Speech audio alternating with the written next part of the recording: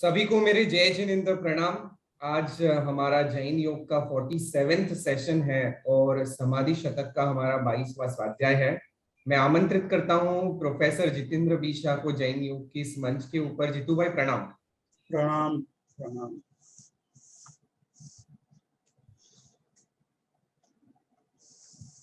पूज्यपाद देवानंदी जी विरचित समाधि शतक, समाधि तंत्र एवं महोपाध्याय यशोविजय जी विरचित समाधि शतक, इस ग्रंथ का स्वाध्याय पिछले कई महीनों से हम कर रहे हैं। समाधि शतक में पूज्यपाद देवानंदी जी आत्मा की 3 अवस्थाओं का वर्णन करते हुए परम अवस्था को प्राप्त करने की हमें साधना कैसे करनी चाहिए, परम सुख कैसे प्राप्त किया जा सकता है और परम सुख में, परम स्थिति में हमें किस प्रकार का आनंद, सुख और शांति का अनुभव होता है, उसकी विशद चर्चा, मार्गदर्शन दिया है। पूज्यपाद देवानंदी जी 36वें श्लोक में चित्त की भिन्न भिन्न अवस्थाओं का वर्णन करते हुए कहते हैं कि अविक्षिप्तम मनः तत्वम विक्षिप्तम भ्रांति आत्मनः। विक्षिप्त और अविक्षिप्त ऐसे 2 शब्दों का प्रयोग करते हैं। योग शास्त्र में क्षिप्त और विक्षिप्त की जगह पर, खास करके पतंजलि के योग सूत्र में प्रारंभ में ही चित्त की स्थिति का वर्णन करते हुए कहा है, योगश्चित्त वृत्ति निरोधः तदा द्रष्टुः स्वरूपे अवस्थान वृत्ति सारूप्यम इतरत्र।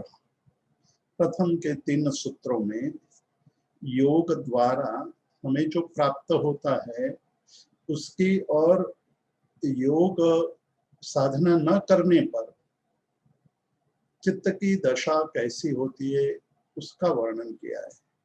योग की व्याख्या की, योगश्चित्त वृत्ति निरोधः, योग के द्वारा चित्त की वृत्तियों पर विजय पाना वही योग का लक्षण है।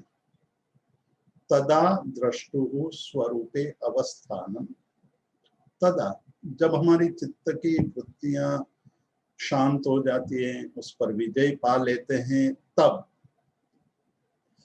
द्रष्टुः यहाँ देखने वाला कहा, साक्षी, जो दृष्टा है, देखने वाला साक्षी है, वो स्वरूपे अवस्थान, स्व अपने रूप में, अपने ही स्वरूप में, खुद में, अवस्थानम मतलब स्थिरता प्राप्त होती है।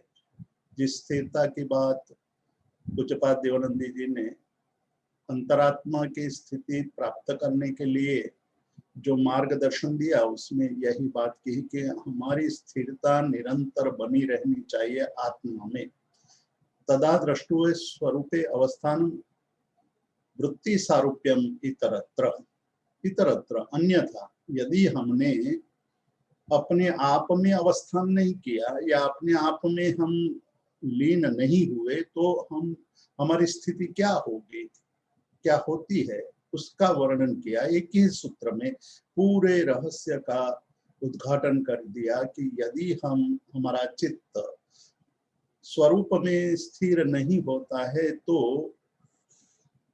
वृत्ति सारूप्यम, वृत्ति के साथ सारूप्य मतलब तादात्म्य, वृत्ति में ही हमारा चित्त रमने लगता है, चित्त उसी में लीन हो जाता है।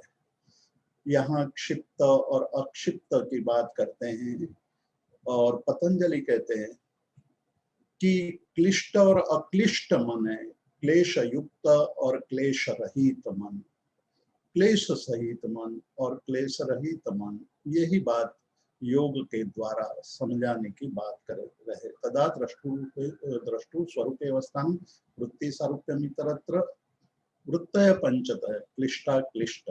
वृत्ति 5 प्रकार की है, क्लिष्ट और अक्लिष्ट। क्लेश युक्त, कठिन या दोष वाली जो वृत्तियां हैं उसको क्लिष्ट कहते हैं। अक्लिष्ट क्लेश रहित, क्लिष्टता रहित वृत्तियां। हमारा चित्त अत्यंत विचित्र है, वृत्तियों में फंसा हुआ है। वृत्तियों में फंसने के कारण चित्त भिन्न भिन्न प्रकार का विचार करता है। दृष्टा भाव छोड़ करके कर्ता भाव में लीन हो जाता है, कर्तृत्व का अनुभव करने लगता है। और स्वरूप को नहीं जानने के कारण, खुद का स्वरूप नहीं जानने के कारण वह अन्यथा प्रवृत्ति करने लगता है। यही सबसे बड़ा आश्चर्य है कि स्वरूप को नहीं जानते हुए हम अपने आप को इतना महत्वपूर्ण या महत्व देने लगते हैं कि हम सब कुछ जानते हैं ऐसा मानने लगते हैं। तो इस बात को समझने के लिए थोड़ा हम गहराई में जाना पड़ेगा और उसकी चर्चा हम आज करने वाले हैं। पिछले स्वाध्याय में हमने कहा था कि ये चित्त की भिन्न भिन्न स्थिति है, उसका जब तक हमें पता नहीं चलता है तब तक हमें योग साधना के द्वारा जो प्राप्तव्य है, प्राप्त करने योग्य है, उसका बोध नहीं हो पाता है। हमारी योग साधना आसन प्राणायाम केवल शारीरिक और मानसिक स्वास्थ्य तक सीमित हो जाती है, वहां से आगे हम बढ़ नहीं पाते हैं। हम आसन बहुत सारे सीख लेते हैं, पश्चिमोत्तासन अच्छी तरह कर लेते हैं, जो कठिनतम आसन है मयूर आसन वो भी हम कर लेते हैं, या शीर्षासन जैसे आसन बहुत लंबे समय तक कर सकते हैं। ऐसी हमारी कुशलता प्राप्त हो जाने पर भी यदि हमारे में योग साधना के द्वारा चित्त की वृत्तियों को जीतने की, चित्त की वृत्तियों को शांत करने की एक प्रवृत्ति बनेगी नहीं, तो हम केवल मानसिक स्वास्थ्य और शारीरिक स्वास्थ्य के अंदर ही रमते रहेंगे। एक छोटी सी घटना के द्वारा हम देखते हैं कि चित्त कितना विचित्र है, चित्त कैसे हमें इस संसार में फंसाए रखता है।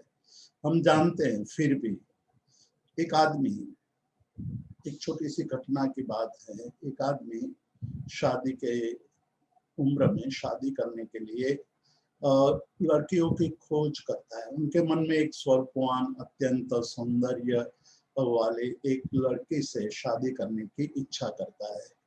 बहुत लड़कियों को देखा, एक दिन उसे पता चला कि किसी आदमी के घर में कुछ लड़कियां हैं, उनकी लड़कियां हैं वो बहुत सुंदर हैं, और वो वहां पहुंचता है, पूछता है तो कहते हैं कि हाँ मेरे 4 बेटियां हैं। 4 बेटियां में सबसे छोटी, सबसे पहली जो बेटी है वो 20 साल की है और बहुत स्वरूपवान है। मैंने ये तय किया है कि यदि कोई इससे शादी करेगा तो मैं 5 लाख का उसको दाम वो दूंगा।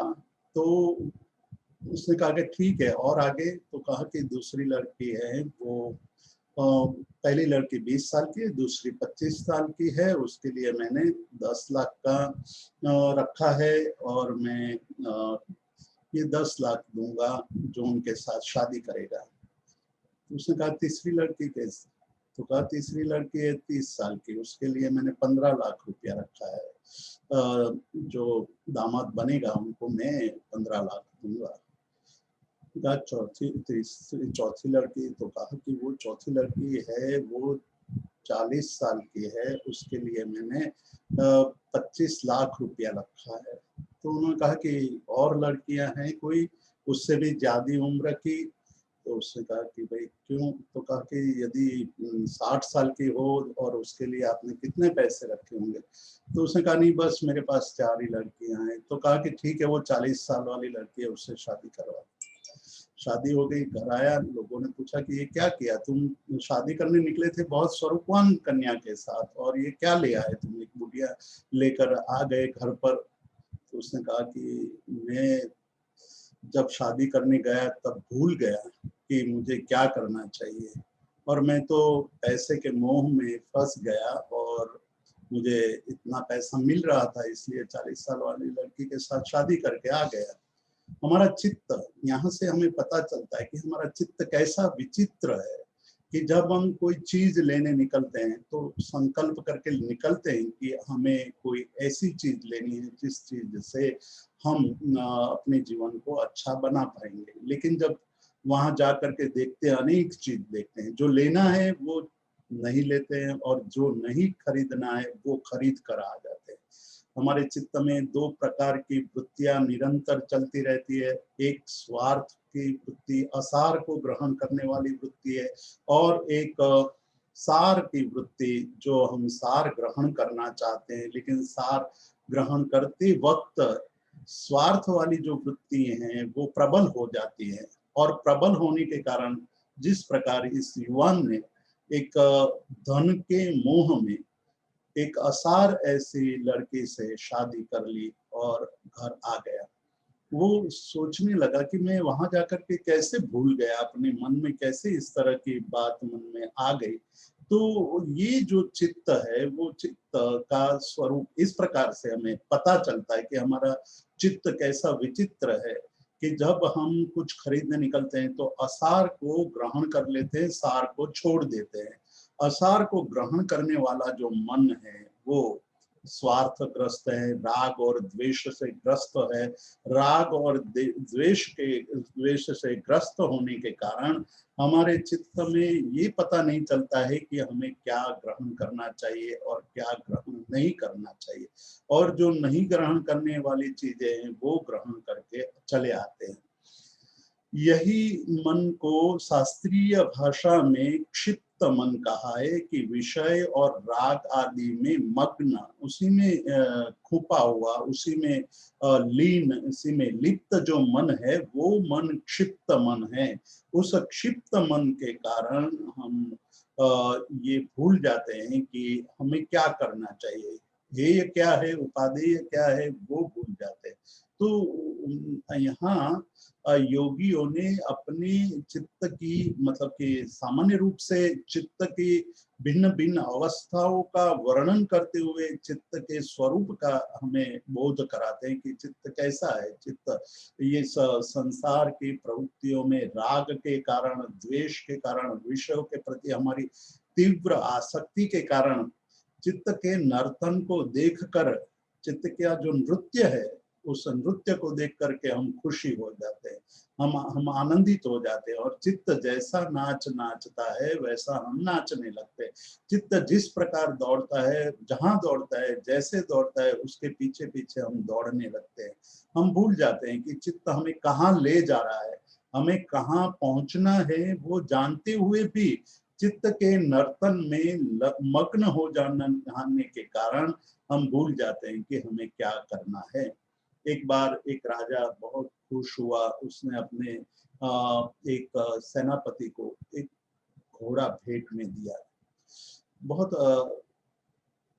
राजा खुश हुआ था, इतना प्रसन्न हो गया था कि सेनापति को घोड़ा दिया। घोड़ा लाया गया, वहाँ घोड़ा मरियल था, बहुत बूढ़ा हो चुका था, चल भी नहीं सकता था। तो उस घोड़े पर को देखकर सेनापति कूद करके घोड़े पर बैठ गया और बैठ करके घोड़े को चाबुक लगा करके चलाने की कोशिश करने लगा। तो राजा ने एकदम आश्चर्य में पढ़ करके पूछा कि अरे सेनापति जी कहाँ जा रहे हो? तो कहा बस मैं ये बगल में मंदिर है वहां जा रहा हूँ। तो उसने कहा कि नहीं नहीं, आज तो सोमवार है, सोमवार को ये संतोषी माता के मंदिर में क्यों जा रहे हो? अभी तो शुक्रवार के दिन वहां जाते हैं, आज तो सोमवार है। तो उस सेनापति ने जवाब दिया कि मैं इसलिए इस घोड़े पर बैठ करके सवार हो गया हूँ कि इस घोड़े को मैं चाबुक मारते हुए चलाऊंगा तो आज चलना शुरू करेगा तो वो शुक्रवार तक मंदिर पर पहुंच जाएगा। मतलब मंदिर 2 कदम पर ही दूर था और वो घोड़े पर बैठ करके उसको चाबुक मारते हुए कहता है कि आज वो चलना शुरू करेगा तो शुक्रवार तक पहुंच जाएगा। हमारा स्वरूप भी ये सेनापति जैसा ही है। जिस प्रकार सेनापति एक मरियल घोड़े पर बैठ करके चाबुक से 2 कदम दूर पर जो मंदिर है वहां जाने के लिए बैठ गया है, वैसे ही हम एक मरियल घोड़े जिसको हम मन कहेंगे, उस मरियल घोड़े पर बैठ करके आत्मा तक पहुंचने की कोशिश कर रहे हैं। हम बैठ करके उसको चाबुक मारते हैं और सोचते हैं कि शुक्रवार तक तो जरूर पहुंच जाएंगे, मतलब 70 साल तक तो जरूर पहुंच जाएंगे। धीरे धीरे धीरे ये मरियल घोड़ा चलता रहेगा और वहां पहुंच जाएंगे। पिछले साल हमने देखा कि कोरोना में अनेक लोग, हमारे जो प्रियजन, वो चल बसे, मृत्यु, स्वजन चले गए, कोई युवान, किसी के वृद्ध माता पिता चले गए, किसी का युवान लड़का चला गया, किसी का मित्र, किसी का भाई, किसी का स्वजन, वो चल बसे। और हम हर बार यही कहते रहे कि देखो संसार असार है, रोग कितना भयंकर है और पता भी नहीं है आयुष्य कितना जर्जरित है, कभी भी मृत्यु आ सकती है। ऐसी बात करके करके इतनी ऐसी बात जिसको हम सूफियानी बात कहते हैं कि सूफी जिस तरह से मधुर बातें करते हैं या आश्वासनदायक बातें करते हैं, वैसे ही बातें हम करते हैं और कहते हैं कि देखो ये है, ऐसा है, वैसा है और अनित्य है, पूरा संसार अनित्य है, कल क्या होगा वो कहना मुश्किल है। ये सब बातें हम अपने मन की जो कमियां हैं, मन के अंदर जो शिथिलता है, उसको ढांकने के लिए, उसको छिपाने के लिए ये बात करते हैं, लेकिन हम जगते नहीं है, जगने की कोशिश नहीं करते हैं और कहते हैं कि धीरे धीरे पहुंच जाएंगे वहां। जिस प्रकार सेनापति ने बैठ करके राजा को ये संदेश दिया कि भाई तुम जो दान में दे रहे हो वो दान में देना हो तो अच्छी चीज देना चाहिए, जो चीज तुम्हें काम में नहीं आ रही है वो चीज दान में दे करके क्या लाभ होगा, उससे कोई लाभ नहीं होगा। और ऐसे ही चीज बात हम कर रहे हैं, अपनी मन का घोड़ा जो मरियल टट्टू है, उस टट्टू पर बैठ करके हम परमात्मा तक पहुंचने की कोशिश कर रहे हैं। हमारा मुंह, हमारा मन तो ये संसार के विषयों के प्रति और संसार के व्यक्तियों के प्रति राग और द्वेष से ग्रसित है और हम कहते हैं कि हम पहुंच जाएंगे, वो कभी भी नहीं पहुंच सकता है, वो पहुंचना नामुमकिन हो जाता है। इसीलिए पहला चित्त जो मक क्षिप्त चित्त कहा है, वो क्षिप्त मतलब डूबा हुआ है, उसमें लीन है, आसक्त है, जो विषयों में आ सकते हैं, जो राग और द्वेष में आ सकते हैं, ऐसे चित्त की बात यहाँ कही है। तो जब हम अपने चित्त के नर्तन को, यानी मन के नर्तन को, मन के नृत्य को समझने लगेंगे, तब पता चलेगा कि हम कहाँ जा रहे हैं। दूसरी चित्त की बात करते हैं योगी जन, चित्त के भिन्न भिन्न अवस्था की बात करते हुए दूसरे प्रकार के चित्त की बात कर रहे हैं कि जो इहलोक और परलोक संबंधी जो विवेक है, वो विवेक चूक जाते हैं, जिसमें ये विवेक नहीं है कि क्या करना चाहिए और क्या नहीं करना चाहिए। विवेक रहित चित्त, वो चित्त को मूढ़ चित्त कहा है। विवेक रहित चित्त, मूढ़ चित्त का अर्थ है कि भाई जो करने जैसा है वो करता नहीं है, करने जैसा जानता है, चित्त जानता है कि क्या करना चाहिए, लेकिन जब करने का वक्त आता है तब मन में यही बात आ जाती है कि नहीं अभी नहीं करना है, कल करेंगे, आज नहीं कल करेंगे। हमने ये 1 साल में देखा कि करने जैसा क्या है वो कुदरत ने, प्रकृति ने हमें सिखाया कि प्रकृति हमें ये कह रही है कि क्या करना चाहिए और क्या नहीं करना चाहिए, लेकिन जागरूक हुए या नहीं हुए ये बात हम जब अपने चित्त को पूछेंगे तब पता चलेगी कि इतना भयानक समय हमने देखा, उससे हम पसार हुए, लेकिन चित्त अभी भी मूढ़ बन करके रहा, उसमें विवेक जागृत नहीं हुआ। वो विवेक रहित होने के कारण उसको मूढ़ चित्त कहा। यहाँ एक बात बहुत ही ध्यान देने लायक है, ध्यान देने लायक ये है कि जब पूज्यपाद देवानंदी जी आत्मा की 3 अवस्थाओं की बात करते हैं, तो पहली अवस्था बहिरात्मा अवस्था कहते हैं, दूसरी अवस्था अंतरात्मा की अवस्था बताते हैं, और तीसरी जो सबसे महत्वपूर्ण अवस्था है वो परमात्मा अवस्था है। तो पूज्यपाद देवानंद जी बार बार कहते हैं कि भाई दूसरी अवस्था अत्यंत महत्वपूर्ण है, क्योंकि हम एक अवस्था को छोड़ करके, जो हमारी बहिरात्मा अवस्था थी, जब हम इंद्रिय और विषयों में ही लीन रहते थे, वो अवस्था से जग गए हम। अब हमारी वो अवस्था हमें छूट गई है, हम वहां से बाहर निकल आए हैं और हमारा लक्ष्य परमात्मा दशा तक पहुंचने का है। परमात्मा दशा तक पहुंचने के लिए अंतरात्मा में स्थिरता आनी चाहिए। तो अंतरात्मा में जब तक स्थिरता नहीं आएगी तो वहां तक पहुंचना मुश्किल है।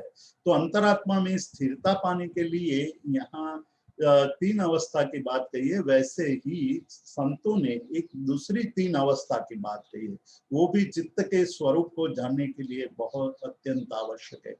कि हमारी चित्त की अवस्था को तीन रूप से देखा है। एक अवस्था है चित्त की, जो हम वर्तमान में जिस प्रकार से जीवन जी रहे हैं, वो एक ऐसी अवस्था चित्त की है जहां हम उस प्रकार से जी रहे हैं कि हम चाहते तो हैं कुछ करना, लेकिन कर नहीं पा रहे हैं, करते हैं वही जो नहीं करने जैसा है।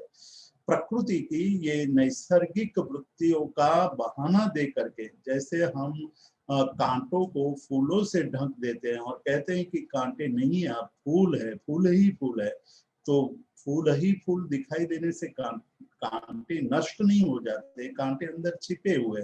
वैसे ही हमारी दुर्वृत्तियों को हम शुभ वचनों से, अच्छी बातों से ढकने की कोशिश करते हैं, लेकिन उससे जिस प्रकार से कांटे नष्ट नहीं होते हैं, उसी प्रकार हमारी दुर्वृत्तियां नष्ट नहीं होती। दुर्वृत्तियों को नष्ट करने के लिए हमें अपनी जो आंतरिक शक्ति है, ये उसको हमें शुभ भाव में लगानी पड़ेगी, आंतरिक शक्तियों को आगे ले जानी पड़ेगी। जैसे काम की वृत्ति है, वो काम को राम में परिवर्तित करनी होगी। तो हम हमारी अंतर चेतना को, अंतर शक्ति को हमें समझना होगा। ये योगियों ने एक दूसरे प्रकार से समझाने की कोशिश की है।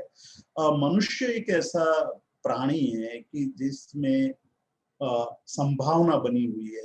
वो संभावना है राम बनने की, काम से मुक्त होने की, लेकिन काम से मुक्त नहीं हो पा रहे हैं।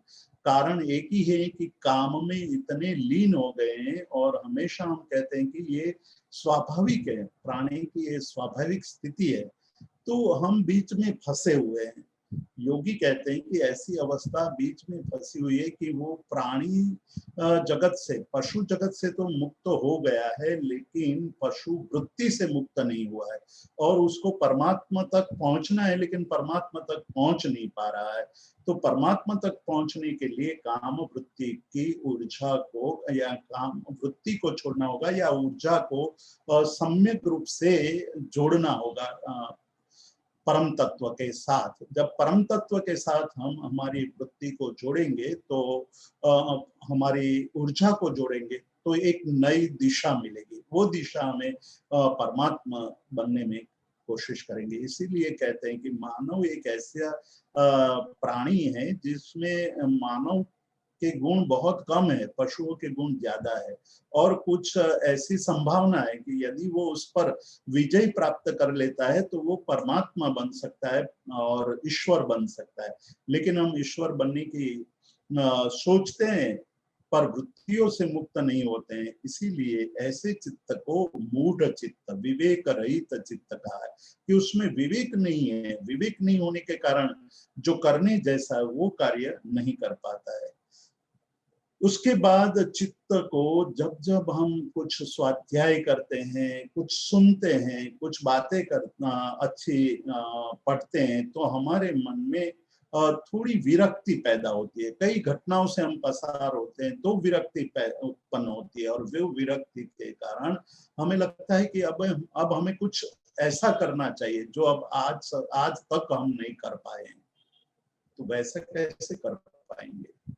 लेकिन दूसरा चित्त हमारा एक ऐसा है कि वो कहता है कि भाई आज करने की आवश्यकता नहीं है, अभी बहुत दिन बाकी है, अभी तो बहुत जीना है, बहुत काम भी पड़े हुए हैं, वो सब खत्म हो जाएगा तब आराम से धर्म करेंगे। एक तरफ विरक्त चित्त आपको विरक्ति की तरफ ले जा रहा है, लेकिन दूसरा रक्त चित्त मतलब राग और द्वेष में फंसा हुआ चित्त पुनः आपको राग और द्वेष यानी सांसारिक प्रवृत्ति के प्रति खींचने लगता है, खींचता है कि भाई चलो अभी नहीं, कल करेंगे, आज नहीं परसों करेंगे, अभी नहीं शाम को करेंगे। इस प्रकार की वृत्ति मन में पड़ी रहती है। तो एक तरफ विरक्ति है, दूसरी तरफ रक्ति है, मतलब रति है। रति और विरक्ति के अंदर फंसे हुए हैं, ऐसे चित्त को विक्षिप्त चित्त कहते हैं। और विक्षिप्त चित्त से सबसे बड़ा नुकसान भ्रांति का होता है। भ्रांति ये उत्पन्न हो जाती है कि आज नहीं तो कल काम तो हो ही जाएगा, आज नहीं तो कल हम कर ही लेंगे, अभी नहीं करना है धर्म तो कल तो कर ही लेंगे, कल हमारे धर्म की प्रवृत्ति अच्छी तरह चलने लगेगी। ऐसी प्रवृत्ति हम करते रहते हैं और ऐसी प्रवृत्ति करते हुए हमारे हाथ में से समय सरकता जाता है, समय बीतता जाता है और समय बीतता जाता है तो प्रमाद बढ़ता जाता है, प्रमाद बढ़ता है, फिर हमारा शरीर भी शिथिल होने लगता है। शिथिल होने के कारण साधना में जो एक पुरुषार्थ होना चाहिए वो नहीं होता है।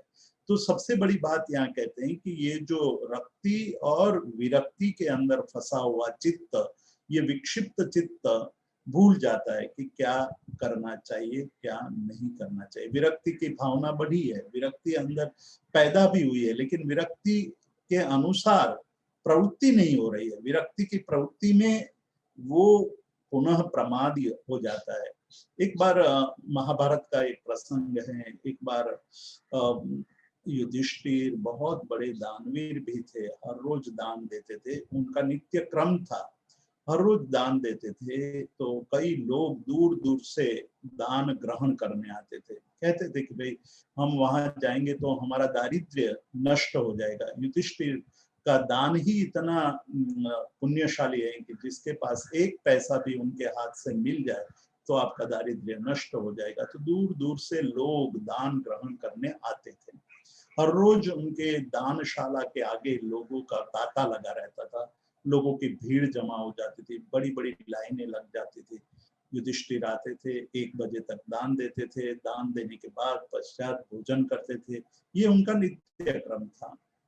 एक दिन एक आदमी बहुत दूर के गांव से दान ग्रहण करने आया, लाइन में खड़ा रह गया, दान देने की प्रवृत्ति शुरू हो गई, दान देते गए 1 बजने के नौबत आई, 1 बज भी गया और वो आदमी जो बाहर दूर से आया था, उनका समय आते ही युधिष्ठिर ने कहा कि बस अब कल दान देंगे। ये बात भीम ने सुनी और भीम ने जाकर के विजय घंट बजा दिया। तो युधिष्ठिर ने पूछा कि युद्ध तो हुआ नहीं है और ये विजय घंट किसने बजाया है, कौन सा विजय प्राप्त हुआ है, बुलाओ किसने बजाया है, पता करो, क्यों बजाया, किस लिए बजाया, किसने बजाया। भीम को लाया गया, भीम को पूछा गया कि भाई क्यों बजाया, तो कहा कि आज आपने काल पर विजय प्राप्त कर लिया, क्योंकि आपने कहा कि कल दान देंगे, उसका मतलब है कि कल तक आपका समय पर प्रभुत्व प्राप्त हो गया, आपको निश्चिंतता हो गई कि आप कल दान दे ही पाएंगे। कबीर तो बात ये कहते हैं कि श्वास का भी विश्वास मत करो, जो श्वास अंदर जाता है वो बाहर आएगा कि नहीं वो भी हमें पता नहीं है, और आप तो कल तक का विश्वास लेकर बैठे हो। इसलिए परमात्मा ने अपनी अंतिम देशना में ये कहा कि घोरा मुक्ता अबलम शरीरम, मुहूर्त तो भयंकर है, वो किसी की भी सुनता नहीं है, वो राजा हो, चक्रवर्ती हो, कोई भी हो, तीर्थंकर हो, उनका भी समय आने पर उसको उठा लेता है। और आप कहते हो कि कल दान देंगे, उसका मतलब 24 घंटे तक आपका प्रभुत्व है, आप जिंदे रहेंगे, कल क्या होना है वो किसी को पता नहीं है। युधिष्ठिर ने उस आदमी को बुलाया, उन्होंने दान दिया और भीम को अभिनंदन भी दिया कि आपने मेरी आंखें खोल दी, समय किसी का कोई स्थिर नहीं है और मैं जो मान रहा था वो गलत है। तो ये जो हमारे चित्त के अंदर एक ऐसी वृत्तियां पड़ी हैं, कुछ घटनाओं के कारण हमें विरक्ति पैदा होती है, लेकिन तब प्रवृत्ति नहीं हो पाती है। विरक्ति की प्रवृत्ति नहीं होती है, उसका मूल कारण चित्त की विक्षिप्तता है। चित्त की विक्षिप्तता के कारण भ्रांति उत्पन्न होती है और भ्रांति के कारण ही हम आत्म तत्व के स्वरूप को समझने में गलती कर देते हैं। हम देह को ही प्राधान्य दे देते हैं। तो ये विक्षिप्त मन की बात यहाँ पूज्यपाद देवानंदी जी कहते हैं कि ये विक्षिप्त मन है वो आत्मा के प्रति भ्रांति पैदा करता है और वही बहिरात्मा अवस्था है। वो बहिरात्मा अवस्था से बाहर निकलने की बात करें तो उसके लिए चौथे स्वरूप, चौथा प्रकार चित्त का बता रहे कि जैसे जब विक्षिप्त मन होता है जो राग और वैराग्य के बीच में दोलायमान है, उसमें कभी वो थकता है राग से, कभी वो सांसारिक प्रवृत्तियों से थकने लगता है, कभी उसके सद्गुरु के योग से, कभी स्वाध्याय से, कभी चिंतन से, कभी घटनाओं को देखते हुए उनकी विरक्ति प्रबल होने लगती है। विरक्ति प्रबल होने का मतलब है वैराग्य भाव प्रबल होता है। वैराग्य भाव प्रबल होता है तब उनको आसार को छोड़ने की हिम्मत आ जाती है।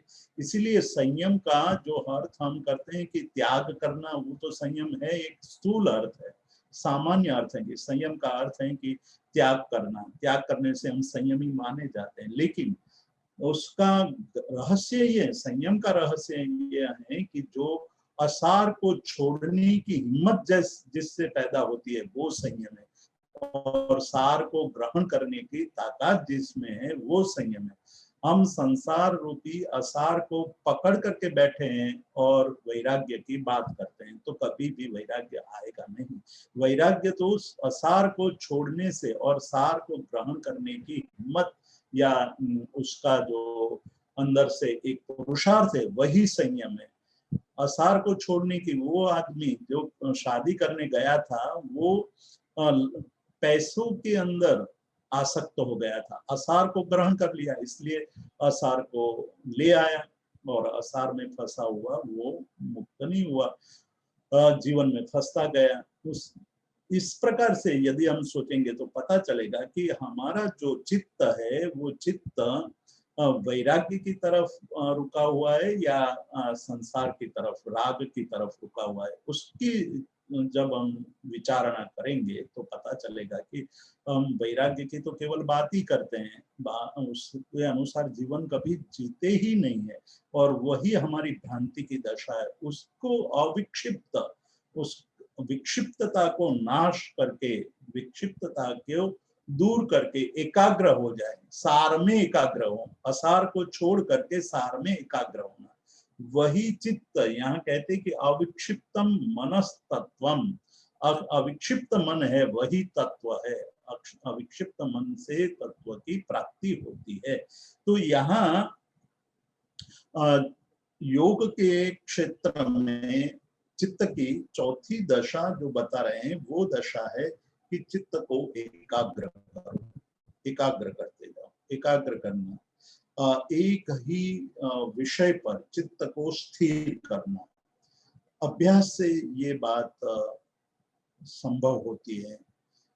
चित्त को आप जब आंखें बंद करके अपने चित्त को देखेंगे तो पता चलेगा कि चित्त कितना भागता है, कितना दौड़ता है। मन क्षण क्षण पर विचार बदलता रहता है।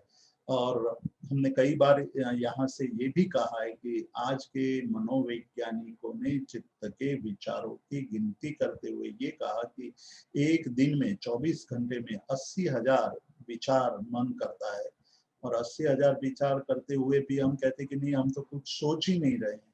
ये इस बात को आनंद गंज जी महाराज ने कुंथनाथ भगवान के स्थावन में कहा कि साप खाए ने मुखड़ू थोटू।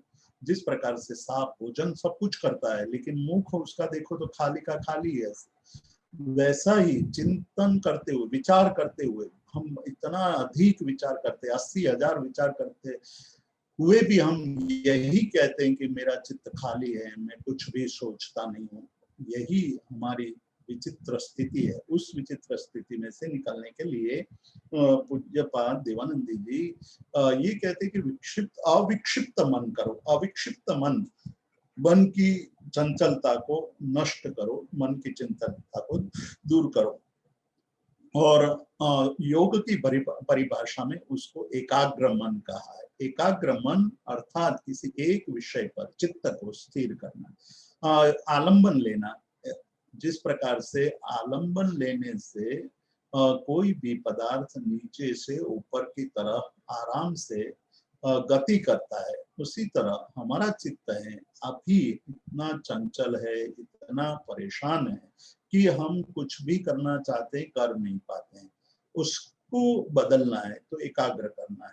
एकाग्र करने के लिए कोई एक चीज को आलंबन के रूप में लेना। अब चीज क्या पसंद करना, वो एक बहुत बड़ी बात है।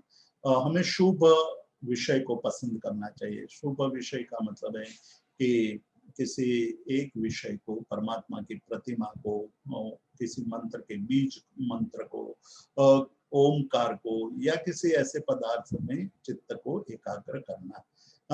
आलंबन लेना, आलंबन लेते हुए उसी का चिंतन करते हुए और सभी विचारों को शांत कर देना। यही विचार स्थिति को एकाग्र कहा है। यही एकाग्रता, मन की एकाग्रता आगे चलते हुए समाधि तक ले जाएगी। समाधि तक जब हम पहुंचेंगे तो निरुद्ध हमारा बाह्य विषयों के प्रति पूर्णतः विजय प्राप्त हो जाएगा। मतलब अब इंद्रियां बाहर के विषयों के प्रति भागेगी नहीं, बाहर घूमेगी नहीं। तो ये बात योगियों ने बताई कि हमारा चित्त है इन अलग अलग अवस्थाओं से कैसा है, उसको हम समझ सकते हैं कि हमारा चित्त क्षिप्त विक्षिप्त है या मूड है, या हमारा चित्त एकाग्र है, या हमारा चित्त निरुद्ध है, यानी कि समाधि से आगे निकल करके विषयों के प्रति संपूर्ण मुक्त हो गया, विषयों का त्याग करके आत्मा में ही लीन हो गया। तो ये स्थिति पाने के लिए यहाँ पूज्यपाद देवानंद जी ने जो बात कही है वो ये कही है उन्होंने कि अविक्षिप्तम मनस्तत्वम, अविक्षिप्त मन है वही तत्व है। अविक्षिप्त मन का अर्थ हुआ कि मन अब कहीं बाहर भटक नहीं रहा है, अब वो एकदम शांत हो चुका है। और धारयेत अविक्षिप्तम विक्षिप्तम न आश्रयेत ततः। अंत में जाकर के पूज्यपाद देवानंद जी कहते हैं कि जब अविक्षिप्त मन ही तत्व है और वहां से हम समाधि तक पहुंच सकते हैं। समाधि में जब आप जाते हैं, हम पहुंच जाते हैं तो विषयों के प्रति हमारी प्रवृत्ति नहीं रहेगी, आत्मा में ही लीनता रहेगी। इसलिए कहते हैं कि धारये तद अविक्षिप्तम मनः। इसी कारण अविक्षिप्त यानी चित्त की चंचलता को छोड़ करके एकाग्र हो करके शांत चित्त धारण करना चाहिए।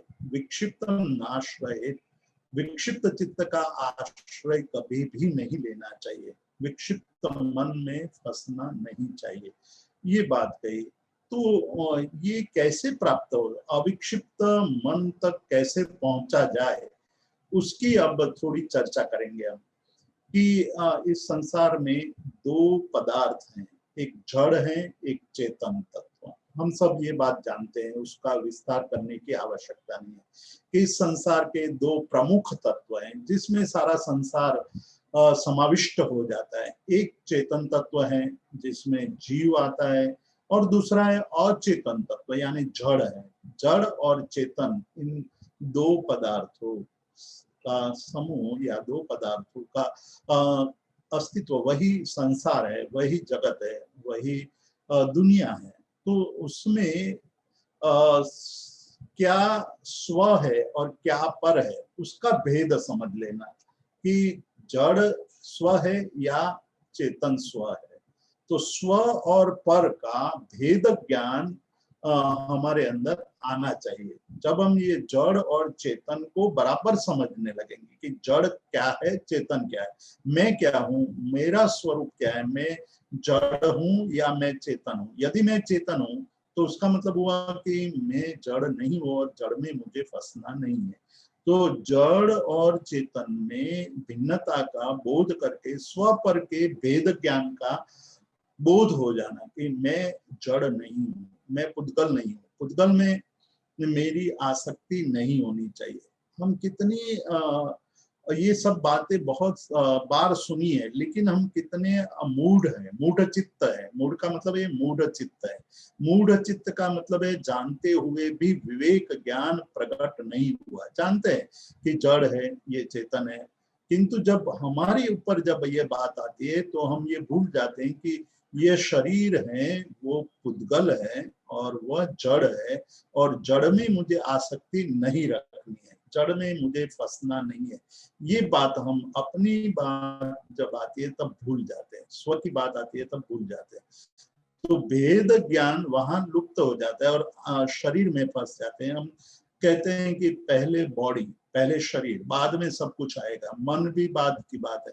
लेकिन यहाँ शास्त्रकार पहले ही स्पष्ट कर देते हैं कि पहले जब तक आप जड़ और चेतन के भेद ज्ञान का, स्व और पर के भेद ज्ञान का बोध नहीं करेंगे और स्व में इष्ट और पर में अनिष्टता का बोध नहीं होगा। अब दूसरी बात कह रहे हैं, पहले तो दोनों का भेद को समझना, दोनों के भेद को समझ करके इष्ट और अनिष्ट का भेद समझना कि मेरे लिए इष्ट क्या है, मैं खुद अपने लिए इष्ट हूं कि पर इष्ट है, मेरे लिए पर इष्ट है।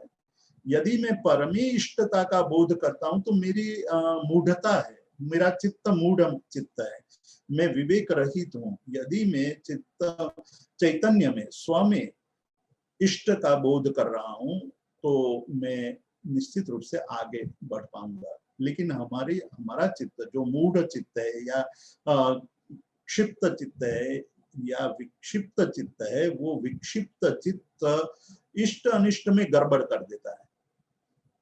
जब वो मूढ़ चित्त है, वो इष्ट अनिष्ट यानी विवेक रहित चित्त होने के कारण हम जहाँ इष्ट का बोध होना चाहिए वहाँ अनिष्ट देखने लगते हैं, और जहाँ अनिष्ट है वहाँ इष्ट का बोध करने लगते हैं। लेकिन अब आगे चल करके पूज्यपाद देवानंद जी कह रहे हैं कि और आगे बढ़िए आप, इष्ट अनिष्ट की बात कर ली, पहले जड़ और चेतन का भेद समझ लिया, उसमें इष्ट अनिष्ट की बात कर ली। अब इष्ट अनिष्ट की बात पर चिंतन करो कि भाई मैं जिसमें इष्ट का बोध कर रहा हूँ वो सही में इष्ट है या नहीं। तो अंत में जाकर के वो पूज्यपाद देवानंद जी कहते हैं कि ये सब कल्पना है। जितने पर पदार्थ में आपने इष्ट और अनिष्ट का भाव पैदा किया वो सारी कल्पनाएं हैं, और कल्पना से जीवन को कोई लाभ नहीं होता है। तो कल्पना का त्याग करना पड़ेगा, कल्पना को छोड़ना पड़ेगा। और जब कल्पना को छोड़ेंगे और इष्ट अनिष्ट की स्पष्टता हो जाएगी कि स्व ही इष्ट है, पर अनिष्ट है।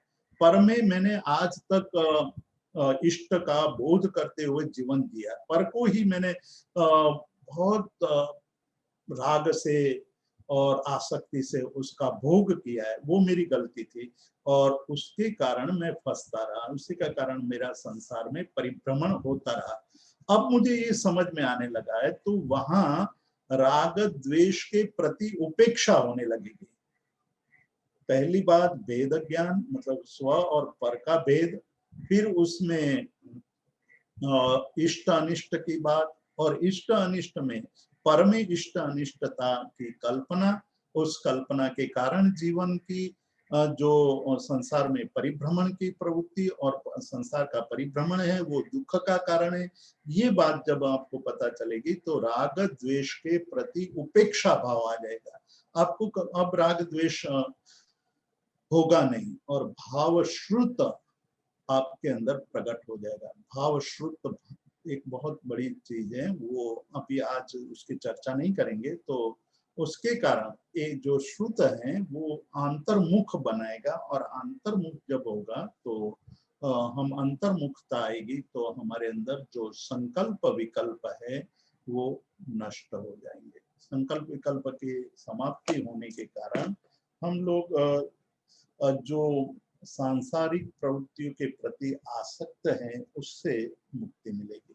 तो पूज्यपाद देवानंद जी यहाँ विक्षिप्त चित्त के बात छोड़ करके अविक्षिप्त, मतलब जो स्थिर चित्त है, उसकी तरफ ले जाने की बात करते हैं कि ऐसे चित्त की साधना करनी चाहिए। अब पूज्यपाद देवानंद जी एक बहुत महत्वपूर्ण बात बताने जा रहे हैं। वो कहते हैं कि आपने चित्त की भिन्न भिन्न अवस्था बताई। चित्त को ये कहा कि भाई विक्षिप्त है तो वो संसार में परिभ्रमण कराने वाला है, वो भ्रांति पैदा करता है, वो दुख का कारण है। ऐसे चित्त से मुक्ति पाना है। चित्त को यहाँ हम केवल सरल भाषा में मन ही कहेंगे, जो हमारा मन है वो। तो मन का एक शब्द से हमने आज प्रयोग किया था कि मन के नर्तन को, मन के नृत्य को हमें समझना पड़ेगा। मन के नृत्य को देखकर खुश नहीं होना है, मन के नृत्य को देख करके हमें ये समझना है कि मैंने ये सारे भोग भोगे हैं, आज तक भोगता रहा हूं, किंतु मन का नर्तन ऐसा है कि मैं उसमें खुश हो जाता हूँ।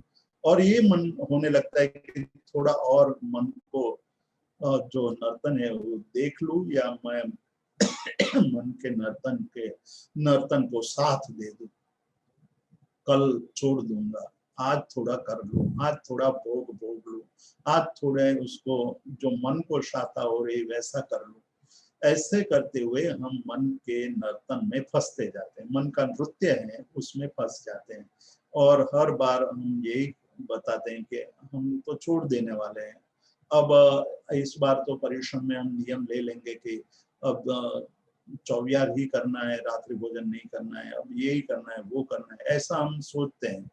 तो जो इस प्रकार के सोचते हैं वो कर पाते हैं कि नहीं कर पाते हैं, ये एक बहुत बड़ी बात यहाँ कह रहे हैं। उसका समाधान पहले यहाँ करते हैं कि अविद्या है, उस अविद्या का अभ्यास मन में इतना ज्यादा हो चुका है। हमारे मन में अविद्या का अभ्यास, अब यहाँ अविद्या, अविद्या शब्द आया, अविद्या का अर्थ अज्ञानता नहीं है, अविद्या का अर्थ है जो अशुचि है उसमें शुचि की कल्पना कर लेना, मतलब जो अपवित्र है उसको पवित्र मानना, ये पहली अविद्या है। अब हम कहेंगे कि क्या अपवित्र है और किसको हम पवित्र मान रहे हैं। बहुत सारी चीजें हैं, जो चीज अंत में नष्ट होने वाली है, जो चीज अंत में पुद्गल में मिल जानी है, वो सारी चीज अशुचि में है। तो उस अशुचि को पवित्र मानना, शुचि मान लेना और शुचि मान करके उसके साथ व्यवहार करना, वो बहुत बड़ी अविद्या है। जब हम भोजन करते हैं तो भोजन करते वक्त हम स्वाद में लिप्त हो जाते हैं, स्वाद में लिप्त होते हैं तो वो हमें प्रिय लगने लगता है और अधिक करते हैं, खाने लगते हैं। और हम ये भी कहते हैं कि आइनमिल जैसा सबसे श्रेष्ठ तप नहीं है, क्योंकि वो स्वाद पर विजय दिलाता है, ये जानते हैं हम। और फिर भी खाते वक्त हम आइनमिल के महिमा को जानते हुए भी स्वाद की आसक्ति के कारण उस तप के स्वरूप को भूल जाते हैं और जीभ की लालसा के प्रति आसक्त होकर के भोजन में मग्न हो जाते हैं। और ये भी जानते हैं कि ये सब कल अशुचि बन जानी है, ये कोई पवित्र रहने वाला नहीं है। उसका परिणाम क्या है? अशुचि है, उसके सामने भी देखने का मन नहीं करता है, उसकी दुर्गंध हम सह नहीं पाते हैं। ऐसा जानते हुए भी पुद्गल में मस्त होकर के हम अत्यंत आसक्त हो जाते हैं। तो एक तो ये अविद्या हुई कि जो रूप कल विरूप हो जाने वाला है, जो रूप कल कदरूप हो जाने वाला है, कुरूप हो जाने वाला है, उसको आज हम ऐसे रूप को पवित्र मान करके ऐसे रूप की भक्ति करने लगते हैं कि ऐसा रूप कहीं कुछ किसी के अंदर है ही नहीं, और उसी में मोहित हो जाते हैं। और शास्त्रकार तो इतने तक कहते हैं कि हम अपने ही रूप में कभी कभी मोहित हो जाते हैं, हम वृद्ध हो जाते हैं, फिर भी हमारे मोह, हमारी स्व अभिरुचि, मतलब स्व के प्रति जो हम हिप्नोटाइज हो जाते हैं और हमेशा ये कहते कि अभी तो मैं और सुंदर दिख रहा हूँ, भले ही मैं बूढ़ा हो गया हूँ, लेकिन मेरे तो आंखें ऐसी दिखाई दे रही है, चश्मा पहनता हूँ तो बहुत ही सुंदर दिखाई देता हूँ, मैं बाल काला कर देता हूँ तो मैं जुआन लगने लगता हूँ, तो ये पुद्गल की प्रति भक्ति हमारी इतनी तीव्र है, वो अविद्या है। अशुचि को शुचि मानना, अपवित्र को पवित्र मानना, वो एक हमारी अविद्या पड़ी हुई है। उस अविद्या का अभ्यास पड़ा हुआ है। अब अविद्या तो जानने लगे हैं हम कि भाई ये अविद्या है, लेकिन उसका अभ्यास इतना ज्यादा तीव्र है कि अभ्यास के कारण संस्कार बन गए हैं।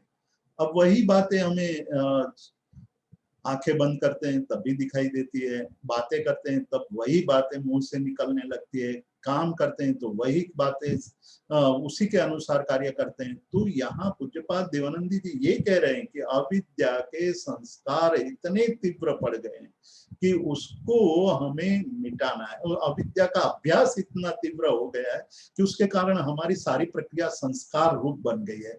हम बोलते कुछ है, करते कुछ है। वही बात हमें याद रखनी है कि कांटे जो हैं उसको हम फूल से ढकने की कोशिश करते रहते हैं, जिंदगी भर करते रहते हैं, और जिंदगी भर हम अच्छी बात करते हैं लेकिन मूल तक पहुंचते नहीं है। मूल तक पहुंचने की बात यहाँ कह रहे हैं कि अविद्या का अभ्यास छोड़ो। पहली बात तो एक हुआ अशुचि को शुचि मानना, अनित्य को नित्य मान लेना। अशुचि को जब शुचि मानते हैं तो अनित्य को नित्य मानने लगते हैं। जो अनित्य है, सारा संसार अनित्य है। और बहुत अच्छी बातें की है शास्त्रकारों ने। उपाध्याय यशो विजय जी ने अध्यात्म सार में अनित्यता का इतना अद्भुत वर्णन किया है कि हम एक एक श्लोक को पढ़ते हैं तो आश्चर्य हो जाता है कि एक एक श्लोक में संसार के अनित्यता का कितना जबरदस्त वर्णन किया है। अभी आज हमारे पास समय नहीं है, पर फिर कभी देखेंगे कि ये किस प्रकार से उपाध्याय यशो विजय जी आप इतनी ऊंचाई पर पहुंचे होंगे, उनके मन की भावनाएं कितनी तीव्र रही होगी, तभी यहाँ तक पहुंचे होंगे। उनके एक एक शब्द में मतलब मानो कि शास्त्रों का रहस्य छिपा हुआ है। तो वहां तक पहुंचने के लिए उन्होंने अविद्या का जो अभ्यास है उसको तोड़ा, अभ्यास को तोड़ा, और अभ्यास टूटते ही संस्कार नष्ट हो जाते हैं। संस्कार का जो आधार है वो अभ्यास है। हम संस्कार जो खराब संस्कार पड़े हुए हैं उसको दूर करना चाहते हैं, लेकिन खराब संस्कार को पैदा करने वाले अभ्यास को छोड़ना नहीं चाहते हैं। यही सबसे बड़ी हमारी कमी है या हमारी मजबूरी है। यदि हम अभ्यास छोड़ दें तो संस्कार अपने आप नष्ट होने लगेगा। तो यहाँ कहते हैं कि अविद्या के अभ्यास से उत्पन्न जो संस्कार है उस संस्कार को ही छोड़ना है। जो संस्कार उसको जो मिटा सकता है वही आध्यात्मिकता प्राप्त कर सकता है। उस पर हम अविद्या पर थोड़ा और गहन चिंतन करेंगे। 4 बातें हैं अविद्या में, उसमें आज पहली बात हमने ली है अशुचि को शुचि मानने वाली अविद्या। अब हम आगे देखेंगे अनित्य को नित्य मानने वाली अविद्या। जी जी जी, तो भाई thank you so much for such a wonderful स्वाध्याय। अब किसी को भी कोई प्रश्न है तो आप हैंड रेज कर सकते हैं। क्या प्रिया जी आप प्रश्न पूछ सकते हैं?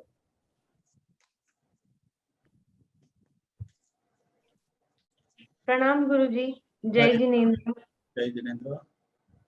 गुरुजी मेरा प्रश्न मेरे मन बार बार यही प्रश्न आता है, बट आज आपने जो बात कही जड़ और चेतन की, और जड़ में मेंशन किया कि शरीर जड़ है, तो मन भी जड़ ही है ना साहिब जी, मतलब गुरुजी? बिल्कुल बिल्कुल, मन भी जड़ में ही आता है ना? मन को आगे हम देखेंगे। अभी पिछली बार भी ये चर्चा उठी थी।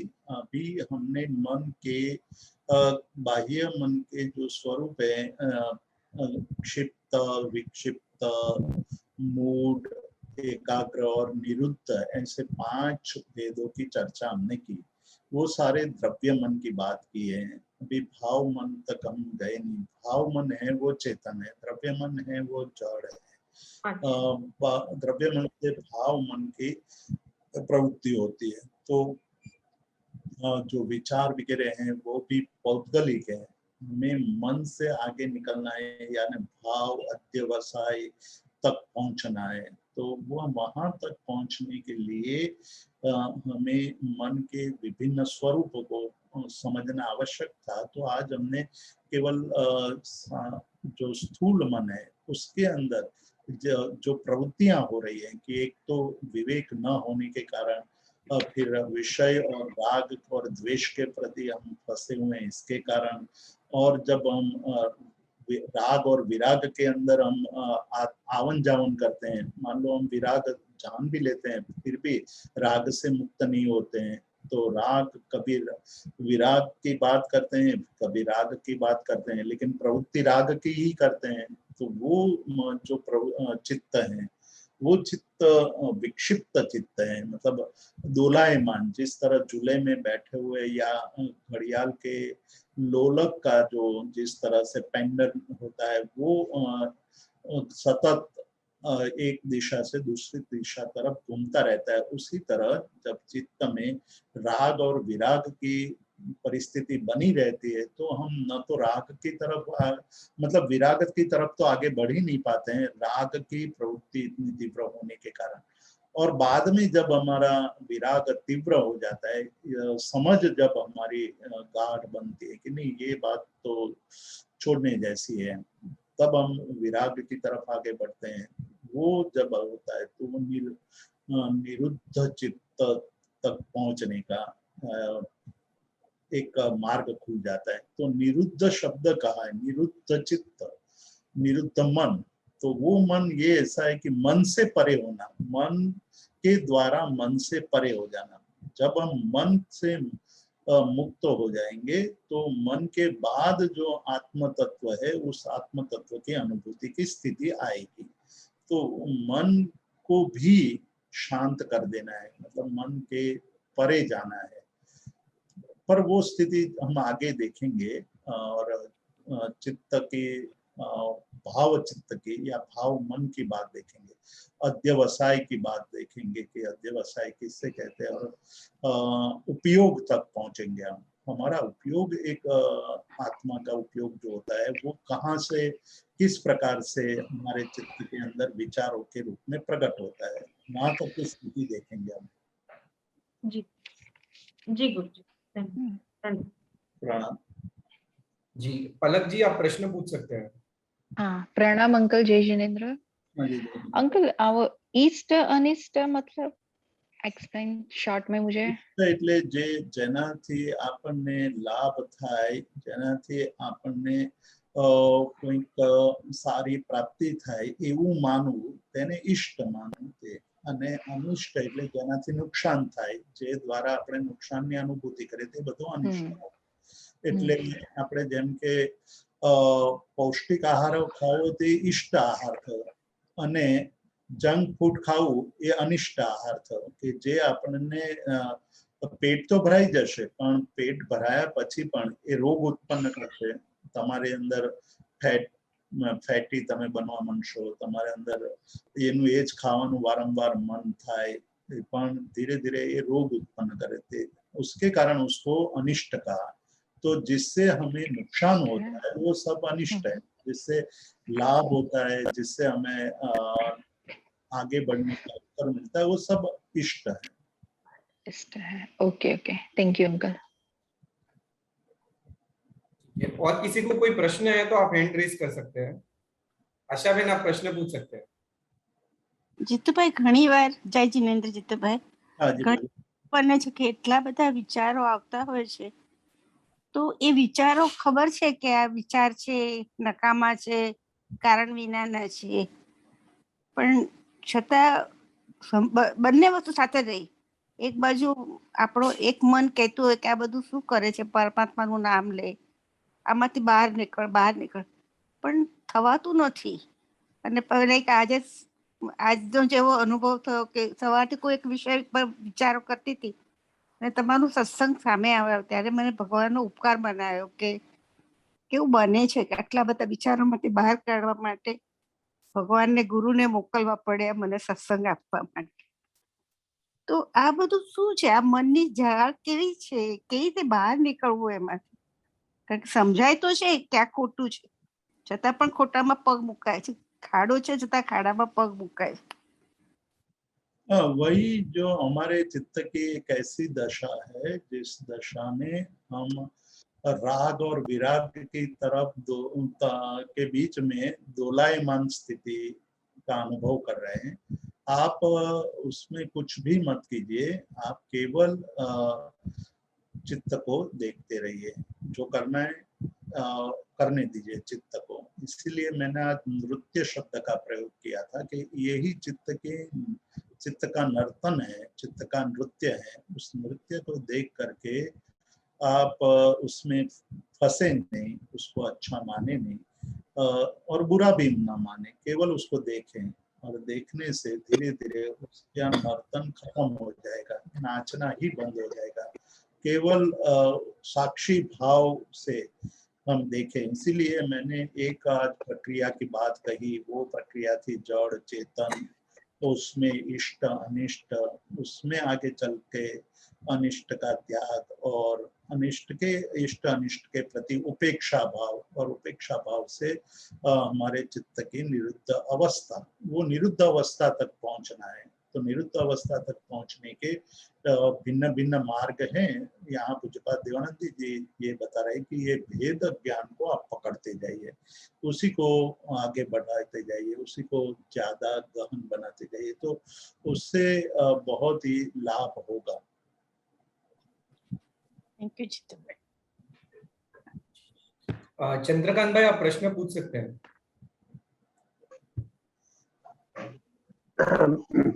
પ્રણામ ગુરુજી। વિચારનું સ્વરૂપ અને એનો ઉદ્ભવ ક્યાં થાય, કઈ જગ્યાએ છે, એટલે એના સ્વરૂપ અને ઉદ્ભવમાં થોડો પ્રકાશ પાડશો। એનો ઉદ્ભવ દ્રવ્યમાન છે કે પછી ચિત્ત કે, એટલે એના પર થોડો પ્રકાશ પાડવા માંગુ છું। भाव मन वो चित्त द्रव्य मन को प्रेरित करता है, और द्रव्य मन से जो संस्कार बनते हैं वो चित्त के भाव मन के रूप में प्रकट होता है। तो दोनों तरफ से, अंदर बाहर दोनों प्रक्रिया हो रही है। बाहर जैसे हम राग और द्वेष से कोई प्रक्रिया कर रहे हैं जो चित्त के द्वारा ही हो रही है, वो अंदर हमारे अंदर संस्कार के रूप में स्थिर होकर के उपयोग के रूप में प्रकट होती है। तो बाहर से अंदर जाता है, अंदर से बाहर आता है, ये प्रक्रिया निरंतर चलती रहती है। उसमें जब हमारी अविद्या नष्ट होगी, अविद्या पर हम चर्चा आगे पर भी करने वाले हैं, कि जैसे आपको ये पता चल जाए कि अशुचि अशुचि है और शुचि शुचि है, पवित्र पवित्र है, अपवित्र अपवित्र है, अपवित्र को आपने अपवित्र मानने की स्थिति प्राप्त कर ली, तो धीरे धीरे आपको ये पता चलने लगेगा कि मुझे इसमें फंसना नहीं है। तो ये स्थिति बहुत महत्वपूर्ण है अविद्या को नाश करने की। अविद्या का अभ्यास हमें अटकाना है, तो द्रव्य मन हमारा एक अलग प्रकार से प्रवृत्ति करेगा, जो संस्कार के रूप में, भाव मन के रूप में प्रकट नहीं होगा। तो डबल प्रवृत्ति है, बाहर भी है आंतरिक भी है द्रव्य मन की। तो इसका मीनिंग ये हुआ ना कि विचार जो है और उसका भाव मीन्स भाव का वो मूल है, भाव का उद्भव का द्रव्य ही है, विचार द्रव्य मन ही है। द्रव्य मन पर विचार को प्रेरित करने वाला जो उपयोग है वो भाव मन है, या अध्यवसाय है, जिसको हम भावना कहते हैं, अध्यवसाय कहते हैं, वो भाव मन है। तो उससे हमारे द्रव्य मन में प्रगटीकरण होता है। खूब खूब आभार, धन्यवाद, प्रणाम। श्वेता जी, आप प्रश्न पूछ सकते हैं। प्रणाम जीतू भाई। हाँ जी। हाँ, आज का व्याख्यान बहुत ही सुंदर था और बहुत कुछ सीखने को मिला। तो मैं ये जानना चाह रही थी कि कॉन्शियस और अनकॉन्शियस माइंड के साथ अपन इनको कैसे समझ सकते हैं? कॉन्शियस, सबकॉन्शियस या अनकॉन्शियस माइंड, जो आज के मतलब पिछले एक सदी में जितना मनोवैज्ञानिक संशोधन हुआ, फ्रॉइड वगैरह ने किया, जुंग ने किया, उसका ये परिणाम है। कॉन्शियस सबकॉन्शियस माइंड तक जाते हैं। हमारे वहाँ चित्त की भिन्न भिन्न अवस्थाएं आपने बताई है, चित्त वृत्तियां बताई है, और चित्त वृत्तियों के स्वरूप का ये हमने आज थोड़ा वर्णन किया कि भाई ये मूल है, विक्षिप्त है, उस प्रकार की बातें हमें मिलती है। पर आज की मनोवैज्ञानिक विश्लेषण चित्त का जो किया है, उससे अलग प्रकार का हमारे वहाँ विश्लेषण है। द्रव्य मन, भाव मन। तो आज के जो हमारे अंदर एक जो कही है, आज के मनोवैज्ञानिक में जो सबकॉन्शियस या अनकॉन्शियस माइंड का है, वो हमारे उपयोग और व्यवसाय, उस बीच वाली कोई कड़ी है जो उसके साथ हम संबंध कर सकते हैं। लेकिन हमारे वहाँ जितना सूक्ष्मता से बात की है, उतनी सूक्ष्मता ये सबकॉन्शियस कॉन्शियस माइंड में नहीं आ पाती है। जी, प्रदीप भाई शाह प्रश्न पूछ सकते हैं। हाँ जी, प्रणाम जीतू भाई। हाँ जी, प्रणाम। अभ्यास को बंद करने के लिए समझने के बाद दमन नहीं करना पड़ेगा ना, जैसे कि व्रत, नियम। हाँ, वो अलग अलग मार्ग हैं। व्रत भी कर सकते हैं, नियम भी कर सकते हैं, स्वाध्याय भी कर सकते हैं, ध्यान भी कर सकते हैं। बेसिकली हमारा एक लक्ष्य होना चाहिए। जो लक्ष्य ये होना चाहिए कि अविद्या का जो अभ्यास है उसको हमें तोड़ना है। अभ्यास को तोड़ने के लिए आप मार्ग कुछ भी लें। जैसे हमने संयम की बात कही, संयम का हम अर्थ कर रहे थे त्याग। पर त्याग क्यों? त्याग का अर्थ क्या है? तो एक बात हमने आज कही कि भाई आसार को छोड़ने का साहस वो संयम है। आसार को छोड़ दें, उसके लिए जो साहस है, वो साहस आए, वही संयम है। और सार को ग्रहण करने की हिम्मत, चाहे कुछ भी है, जगत कुछ भी कहे, तो मुझे जो सार लगा है उस सार को ही पकड़ करके मैं चलूंगा। वो बात हमारे अंदर स्पष्ट रूप से हो जानी चाहिए। तो अविद्या का अभ्यास अटकेगा नहीं, तो अभ्यास अटकेगा ही नहीं। बातें होती रहेगी, और बातें करना तो ये जीव चतुर है उस बातों में, सारी बातों में। और जब क्रिया करता है तो वो भूल जाता है क्रिया करते वक्त कि भाई मैं जो बात कर रहा था उसके अनुसार मैं क्रिया कर ही नहीं रहा हूँ। वो बात निकल जाती है। वो फिर सामान्य रूप से वही बात असुचि को सूचि मान करके और सूचि को असुचि मान करके जीवन जीने लगता है। तो मात्र सोचने रहने से कुछ नहीं होगा, बंद करना ही पड़ेगा। हाँ, बिल्कुल। ओके, आभार। Thank you. जैन भाई आप प्रश्न पूछ सकते हैं। प्रणाम। हाँ जी, प्रणाम। आपकी आवाज नहीं आ रही है। आपकी आवाज हाँ। जैन हाँ हाँ, जी जैन भाई। हेलो, આવે છે અવાજ? હા हाँ प्रश्न पूछिए। હા, આપણે નિરુદ્ધ મન જે વિરાગ મન છે એ પણ દ્રવ્ય મનની કેટેગરીમાં આવી જાય? नहीं, निरुद्ध तो मन ही नहीं रहा है वहाँ। तो द्रव्य मन की बात ही नहीं, मन ही नहीं है वहाँ। निरुद्ध का मतलब है संपूर्ण रूप से शांत हो जाना।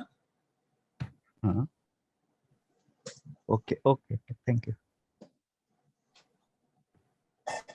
आशाबेन आपको प्रश्न है? आपने वापस હા hand raise હા किया। હા હમણાં જીતુભાઈ આપણે હમણાં તમે કહ્યું ભાઈને કે ઉપયોગ, દ્રવ્યમન અને ભાવમન 3 શબ્દ વાપરે અને પછી અધ્યવસાય કહ્યું. તો ભાવમન દ્રવ્યમન તરફ લઈ જાય છે. તમે ભાવ કરો છો પછી એ દ્રવ્યમન તમારી પાસે એક્શન કરાવે છે. તો પછી પાછું તમે ઉપયોગનું બોલ્યા, એક ક્લેરિટી જરા નથી થઈ. मन को द्रव्य मन की दो तरफ की गति है। एक बाहर की गति है जो मतलब हमें पदार्थ के भोग करते वक्त जो विचार वगैरह उत्पन्न होता है, वो उसकी बाहर की गति है। और विचार आदि करते हुए अंदर जो भाव उत्पन्न होते हैं, वो भाव द्रव्य मन से भाव मन की तरफ की गति है। और जो हमारे मन में विचार आते हैं, अचानक आपके मन में विचार आ गए, वो कहाँ से आए? तो वो जो हमारे अंदर पड़े हुए पुराने कर्म है, वो कर्म का भाव बना और भाव से वो विचार उत्पन्न हुए। तो अंदर से बाहर और बाहर से अंदर दोनों प्रकार की प्रवृत्तियां द्रव्य मन करता है। तो द्रव्य मन को समझना थोड़ा आवश्यक है। जब उसको समझ लेते हैं तो हमें पता चलता है कि हमारा मन किस तरफ कैसे एक्ट कर रहा है, कैसे प्रवृत्ति कर रहा है। અહીંયા ઉપયોગ શબ્દનો પણ તમે ઉપયોગ કર્યો હતો। उपयोग शब्द का प्रयोग किया है, जो अंदर एकदम आत्मा का जो भाव है या आत्मा के जो विचार उत्पन्न होता है, वो उसको उपयोग कहा है। अच्छा। उपयोग जो ज्ञान युक्त होता है। હમણાં તમે કહું કે અચાનક કોઈ વિચાર આવી જાય તો સપનામાં ઘણા વિચાર આપણે કર્યા નથી, તો ક્યાંથી એ વિચાર આવે છે વ્યક્તિનો કોઈ સિચ્યુએશન, તો એ શું છે? એ પણ સંસ્કાર જ? जब हम ये लेंगे ना द्रव्य मन, भाव मन, चित्त और उपयोग, अध्यवसाय, वो सारी स्पष्टता हम करेंगे। आज तो हम आप इतना देखिए कि क्षिप्त, विक्षिप्त, मूड, एकाग्र और निरुद्ध, इतने चित्त की 5 अवस्था को आज आप चिंतन कीजिए। सबसे पहले कि क्षिप्त है, विक्षिप्त है, मूड है, एकाग्र और निरुद्ध, चित्त की 5 अवस्था। थैंक यू जीतू भाई। जीतू भाई यहाँ पे हाँ, आज के